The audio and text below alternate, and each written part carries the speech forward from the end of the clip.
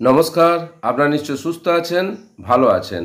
নির্বাচন কমিশনের পক্ষ থেকে বিশেষ ভোটার সমীক্ষা অর্থাৎ স্পেশাল ইন্টেনসিভ রিভিশন শুরু হচ্ছে বিহারে।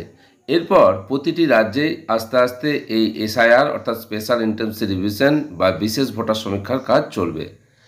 নির্বাচন কমিশন বিজ্ঞপ্তি দিয়ে জানিয়েছে এ রাজ্যে শেষ এসআইআর হয়েছিল 2002 সালে। ভুয়ো নথির দৌলতে ভোটার হওয়া বাংলাদেশি এবং পাকিস্তানি নাগরিকদের উপস্থিতি টের পাওয়া যাচ্ছে। এই ভুয়ো নথির সমস্যা মেটাতে এবং সুরক্ষার প্রশ্নে এসআইআর অর্থাৎ স্পেশাল ইন্টেনসিভ রিভিশন বা বিশেষ ভোটার সমীক্ষা প্রয়োজন।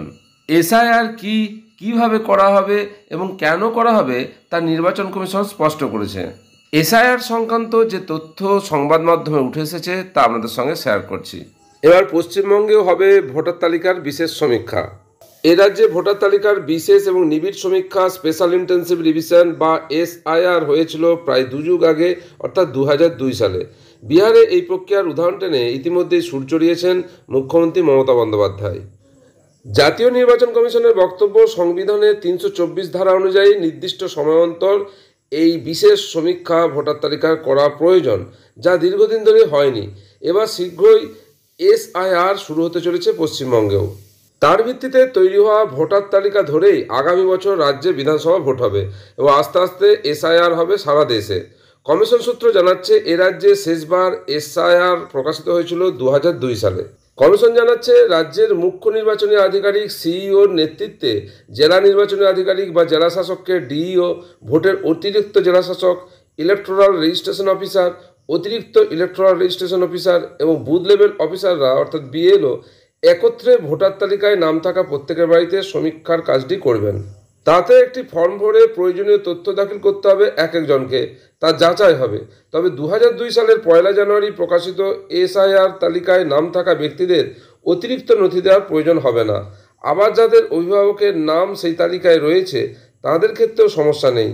তবে সেই তালিকায় যাদের নাম নেই, নতুন ভোটার বা অন্য রাজ্য থেকে চলে আসা কোনো ব্যক্তির ক্ষেত্রে পৃথক ফর্ম এবং নথি দাখিল করতে হবে। সেই তালিকায় যাদের নাম থাকবে না তাদের পারিবারিক এবং দেশের নাগরিকত্বের সূত্র বুঝতে নথি যাচাই হবে। অনলাইনেও এই প্রক্রিয়া চালানো যাবে। গোটা প্রক্রিয়ায় রাজনৈতিক দলগুলির প্রতিনিধি যুক্ত থাকবেন। যারা এই কাজ করবেন তারা রাজ্য সরকারেরই কর্মচারী। দেশের অভ্যন্তরীণ সুরক্ষার স্বার্থে এবং সরকারি অর্থের অপচয় ঠেকাতে ভুয়ো ভোটার বাদ দেওয়া জরুরি। কমিশন জানাচ্ছে কোন নথির ভিত্তিতে ভোটাররা কার্ড পাচ্ছেন। 2023-এর আগে সেই তথ্য সংরক্ষিত থাকতো না, ফলে গরমিল ধরা পড়লে বোঝার উপায় নেই সংশ্লিষ্ট কোন নথির ভিত্তিতে তারা কার্ড করিয়েছেন। নতুন পদ্ধতিতে প্রতিটি নথি কমিশনের ডিজিটাল মাধ্যমে সংরক্ষিত থাকবে, ফলে যে ভোটার যখনই কার্ড পান না কেন তার যোগ্যতা প্রমাণে কোনো বাধা থাকবে না। এখনই কেন এই সমীক্ষা প্রয়োজন? কমিশন কর্তারা জানাচ্ছেন বাংলাদেশি বা পাকিস্তানের নাগরিক হয়েও এদেশের ভোটার কার্ড পাওয়ার ঘটনা সামনে আসছে। এমন ব্যক্তিদের চিহ্নিত করতে একযোগে কাজ করছে কেন্দ্রীয় স্বরাষ্ট্র মন্ত্রক, ফরেনার্স রিজিওনাল রেজিস্ট্রেশন অফিস এবং এনফোর্সমেন্ট ডিরেক্টরেট ইডি। বেশ কিছুদিন আগে অন্য একটি তদন্তের সূত্রে ইডি পাকিস্তানের এক নাগরিককে গ্রেপ্তার করে, তাকে জেরা করে ভুয়ো নথিচক্রের সন্ধান মিলেছে। ফলে কী ধরনের ভুয়ো নথির ভিত্তিতে অনেকে ভোটার কার্ড পেয়েছিলেন তা জানতে কমিশনের দ্বারস্থ হয়েছে ইডি। মুখ্যমন্ত্রী মমতা বন্দ্যোপাধ্যায় অবৈধ অনুপ্রবেশের দায় কেন্দ্রের উপরই ঠেলেছিলেন। তবে প্রশাসনের আধিকারিকদের একাংশ মনে করিয়ে দিচ্ছেন যে অনুপ্রবেশ নজরদারিতে কেন্দ্রের খামতি যেমন রয়েছে তেমন নথি জোগাড়ে রাজ্যের রাজনৈতিক এবং প্রশাসনের একাংশের ভূমিকা এড়িয়ে যাওয়া সম্ভব নয়। তাদের যুক্তি, রেশন, আধার বা ভোটার কার্ড তৈরি করতে গেলে ন্যূনতম কিছু নথি প্রয়োজন, যাতে প্রধানত স্থানীয় জনপ্রতিনিধি বা প্রশাসনের একাংশের ভূমিকা থাকে। সেই স্তরে যাচাই, নজরদারিতে গাফলতি বা অসাধু মনোভাব থাকলে নথি পাওয়া তেমন সমস্যার হয় না। কমিশন জানিয়েছে যাদের নাম পুরনো তালিকায় রয়েছে তাদের শুধু ইএফ ফর্মটি পূরণ করে জমা দিলেই হবে। আলাদা করে অতিরিক্ত কোনো নথি দেওয়ার প্রয়োজন হবে না। যারা নতুন কেবলমাত্র তাদের ডিক্লারেশন ফর্মের সঙ্গে বাড়তি নথি জমা দেওয়ার কথা বলা হয়েছে। সেক্ষেত্রে 1987-এর আগে যাদের জন্ম তাদের জন্মস্থান অথবা জন্মের তারিখ সংক্রান্ত যে কোনো শংসাপত্র দিলেই হবে।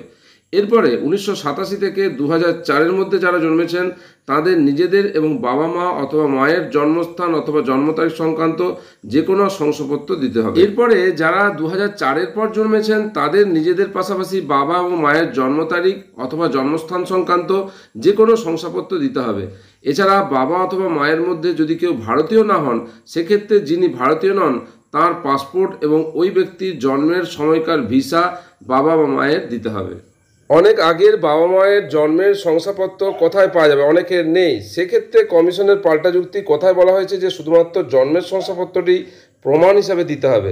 একাধিক নথি যেখানে জন্ম তারিখের উল্লেখ রয়েছে তা এক্ষেত্রে জমা দেওয়ার সুযোগ থাকছে, যেমন বাবা মায়ের যে কোনো সরকারি পরিচয়পত্র, ব্যাংক বা পোস্ট অফিসের অ্যাকাউন্ট, এলআইসির কাগজ, রাষ্ট্রায়ত্ত সংস্থায় কাজ করলে তার নথি, পাসপোর্ট, সরকারি পেনশন অর্ডার হলেও চলবে। এছাড়া মাধ্যমিক সহ যে কোনো শিক্ষিত বোর্ড থেকে পাস করা শংসাপত্রও চলবে। রাজ্য সরকারের দেওয়া স্থায়ী বসবাসের শংসাপত্র বা ওবিসি, তপশিলি জাতি ও জনজাতির সরকার প্রদত্ত শংসাপত্র, পিতামাতার নামের বাড়ির দলিল যার মধ্যে সরকারি আবাস যোজনার প্রাপ্ত বাড়িও থাকতে পারে, এসবই স্বীকৃত নথি হিসেবে গণ্য করবে কমিশন। নতুন ভোটারের জন্য বা ঠিকানা বদলের জন্য কি প্রয়োজন?